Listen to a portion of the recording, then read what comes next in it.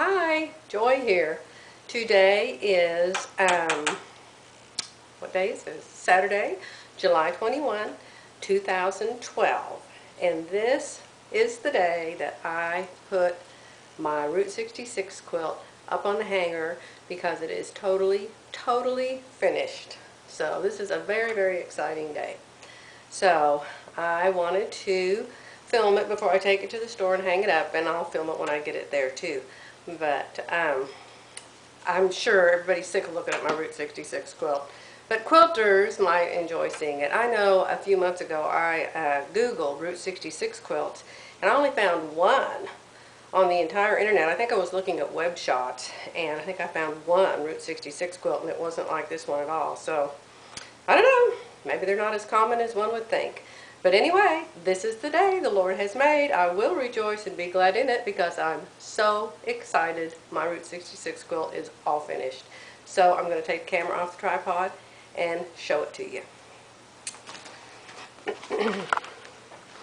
Here we go. Now this is a 9-foot tall ceiling in this room. This is Jerry's movie room. So you can see that the quilt is 9 foot tall. It actually, if I had completed it according to the instructions, would have been about 12 inches taller than it is now. So it was supposed to have 3 borders. The border's the part that goes around the outside, and I think it had a red one and then a black one, and then it had another one that had all the, this isn't focusing very well, is it? I better get over there closer to it. My battery's probably going dead. My goodness, that looks just awful. I think my battery is going dead. Let me see if I get over here. Oh, there we go. Okay, it's starting to focus now.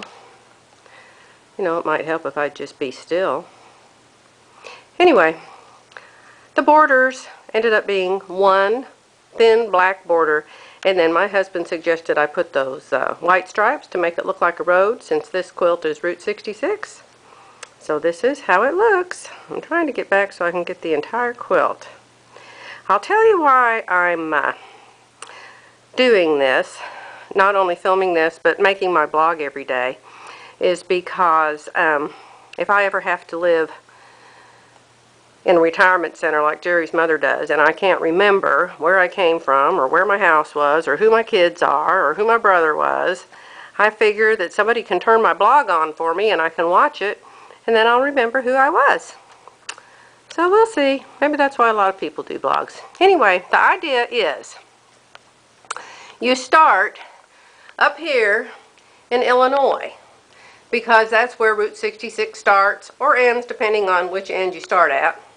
So the first block is Illinois, and it's got pictures of different places that are in that state. Then the second state you come down through on Route 66 is Missouri. Then the third state you come down through is Kansas, and every row has a little skinny block that shows how many miles Route 66 is in that state. So you can see right there in Kansas, there's 13.2 miles of Route 66 in Kansas. After Kansas is my state, our state, Oklahoma. After Oklahoma is Texas. After Texas is New Mexico with the Cocopelli. And after Mr. Cocopelli is Arizona with the cactus. Now, I grew up in Arizona from when I was 3 years old till I was 16 years old. And we used to go out in the desert. Daddy had some kind of a pellet gun or something. And me and my 2 sisters and my little brother would go out in the desert and shoot cactus. So I kind of like that. Down here is Bono's Historic Orange, some kind of a little stand in California, and I put our 2 kitties at the time I made the block in the window of that. Now here's the very last state. You end up, when you get to the end of Route 66, in Santa Monica, California. They're on the ocean. And of course, that state is California. Okay? So that's it. That's my Route 66 quilt. It took me 4 years to make it, and of course I didn't work on it every day of the 4 years. I worked on it many days of the 4 years. just one particular block while I was digitizing. It might have taken me a month. So, anyway, that's it.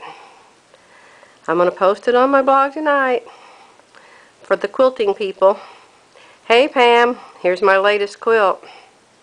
Oh, let me say, this quilt was a design by Verlinda Magby at Oklahoma Quiltworks. She calls herself the Quilting Belle.